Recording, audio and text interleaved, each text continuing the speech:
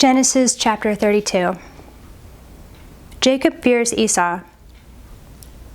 Jacob went on his way, and the angels of God met him. And when Jacob saw them, he said, "This is God's camp." So he called the name of that place Mahanaim.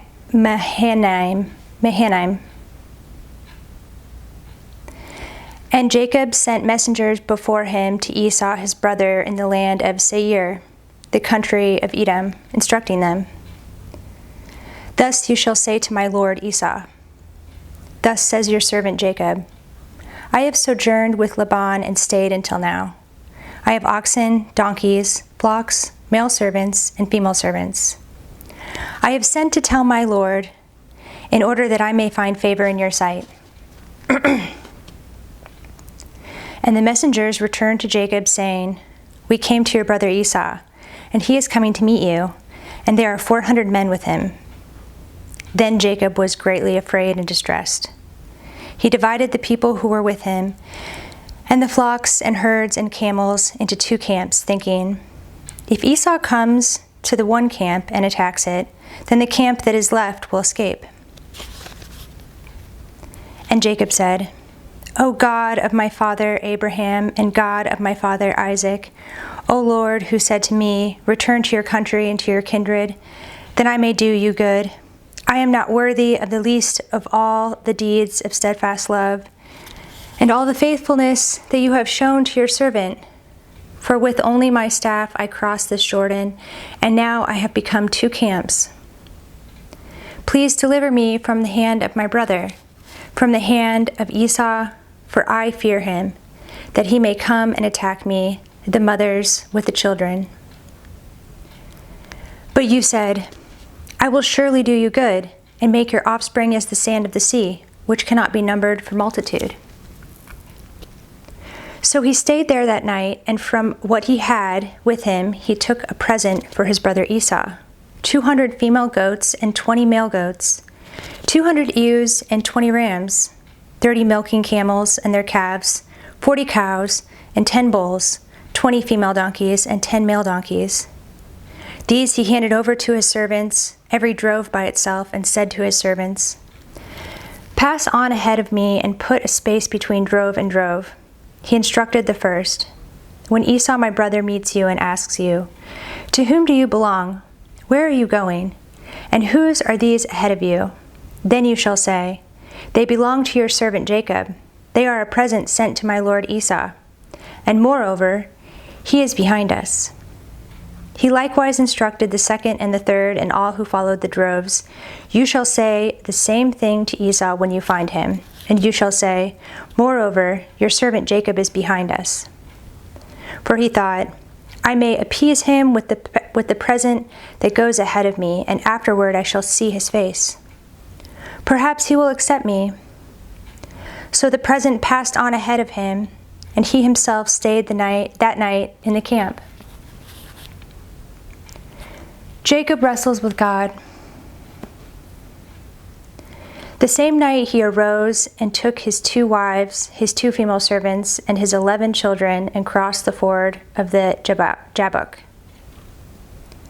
He took them and sent them across the stream and everything else that he had. And Jacob was left alone. And a man wrestled with him until the breaking of the day. When the man saw that he did not prevail against Jacob, he touched his hip socket, and Jacob's hip was put out of joint as he wrestled with him. Then he said, "Let me go, for the day has broken." But Jacob said, "I will not let you go unless you bless me." And he said to him, "What is your name?" And he said, "Jacob." Then he said, "Your name shall no longer be called Jacob, but Israel, for you have striven with God and with men and have prevailed." Then Jacob asked him, "Please tell me your name." But he said, "Why is it that you ask my name?" And there he blessed him.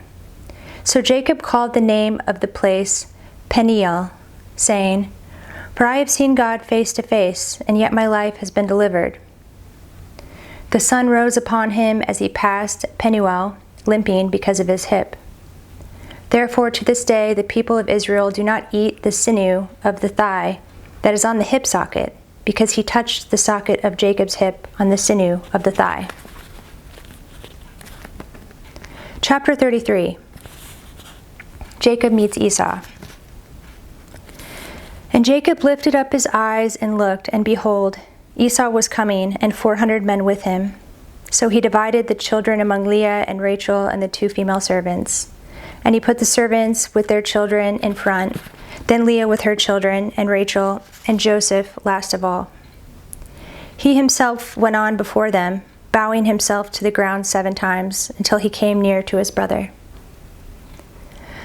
But Esau ran to meet him and embraced him and fell on his neck and kissed him, and they wept. And when Esau lifted up his eyes and saw the women and children, he said, "Who are these with you?" Jacob said, "The children whom God has graciously given your servant." Then the servants drew near, they and their children, and bowed down. Leah likewise and her children drew near and bowed down. And last Joseph and Rachel drew near, and they bowed down. Esau said, "What do you mean by all this company that I met?" Jacob answered, "To find favor in the sight of my Lord." But Esau said, "I have enough, my brother. Keep what you have for yourself." Jacob said, "No, please, if I have found favor in your sight, then accept my present from my hand. For I have seen your face, which is like seeing the face of God, and you have accepted me. Please accept my blessing that is brought to you, because God has dealt graciously with me, and because I have enough." Thus he urged him, and he took it. Then Esau said, "Let us journey on our way, and I will go ahead of you." But Jacob said to him, "My Lord knows that the children are frail, and that the nursing flocks and herds are a care to me. If they are driven hard for one day, all the flocks will die. Let my Lord pass on ahead of his servant, and I will lead on slowly, at the pace of the livestock that are ahead of me, and at the pace of the children, until I come to my Lord in Seir." So Esau said, "Let me leave with you some of the people who are with me." But he said, "What need is there? Let me find favor in the sight of my Lord." So Esau returned that day on his way to Seir. But Jacob journeyed to Succoth, and built himself a house and made booths for his livestock. Therefore the name of the place is called Succoth. And Jacob came safely to the city of Shechem, which is in the land of Canaan, on his way from Padan Aram, and he camped before the city. And from the sons of Hamor, Shechem's father, he bought for 100 pieces of money the piece of land on which he had pitched his tent. There he erected an altar and called it El Elohi Israel. Chapter 34. The Defiling of Dinah. Now Dinah, the daughter of Leah, whom she had borne to Jacob, went out to see the women of the land. And when Shechem, the son of Hamor the Hivite, the prince of the land, saw her, he seized her and lay with her and humiliated her. And his soul was drawn to Dinah, the daughter of Jacob. He loved the young woman and spoke tenderly to her. So Shechem spoke to his father Hamor, saying, "Get me this girl for my wife." Now Jacob heard that he had defiled his daughter Dinah, but his sons were with his livestock in the field, so Jacob held his peace until they came. And Hamor, the father of Shechem, went out to Jacob to speak with him. The sons of Jacob had come in from the field as soon as they heard of it, and the men were indignant and very angry, because he had done an outrageous thing in Israel by lying with Jacob's daughter, for such a thing must not be done. But Hamor spoke with them, saying, "The soul of my son Shechem longs for your daughter. Please give her to him to be his wife. Make marriages with us. Give your daughters to us, and take our daughters for yourselves. You shall dwell with us, and the land shall be open to you. Dwell and trade in it, and get your property in it." Shechem also said to her father and to her brothers, "Let me find favor in your eyes, and whatever you say to me I will give." Ask me for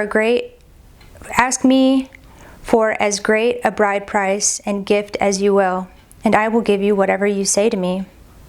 Only give me the young woman to be my wife." The sons of Jacob answered Shechem and his father Hamor deceitfully, because he had defiled their sister Dinah. They said to them, "We cannot do this thing to give our sister to one who is uncircumcised, for that would be a disgrace to us. Only on this condition will we agree with you, that you will become as we are by every male among you being circumcised. Then we will give our daughters to you, and we will take your daughters to ourselves, and we will dwell with you and become one people. But if you will not listen to us and be circumcised, then we will take our daughter, and we will be gone." Their words pleased Hamor and Hamor's son Shechem, and the young man did not delay to do the thing, because he delighted in Jacob's daughter. Now he was the most honored of all his father's house. So Hamor and his son Shechem came to the gate of their city and spoke to the men of their city, saying, "These men are at peace with us. Let them dwell in the land and trade in it, for behold, the land is large enough for them. Let us take their daughters as wives, and let us give them our daughters. Only on this condition will the men agree to dwell with us, to become one people, when every male among us is circumcised as they are circumcised. Will not their livestock, their property, and all their beasts be ours? Only let us agree with them, and they will dwell with us." And all who went out of the gate of his city listened to Hamor and his son Shechem, and every male was circumcised, all who went out of the gate of his city. On the third day, when they were sore, two of the sons of Jacob, Simeon and Levi, Dinah's brothers, took their swords and came against the city while it fell secure and killed all the males. They killed Hamor and his son Shechem with the sword and took Dinah out of Shechem's house and went away. The sons of Jacob came upon the slain and plundered the city because they had defiled their sister. They took their flocks and their herds, their donkeys, and whatever was in the city and in the field. All their wealth, all their little ones and their wives, all that was in the houses, they captured and plundered. Then Jacob said to Simeon and Levi, "You have brought trouble on me by making me stink to the inhabitants of the land, the Canaanites and the Perizzites. My numbers are few, and if they gather themselves against me and attack me, I shall be destroyed, both I and my household." But they said, "Should he treat our sister like a prostitute?"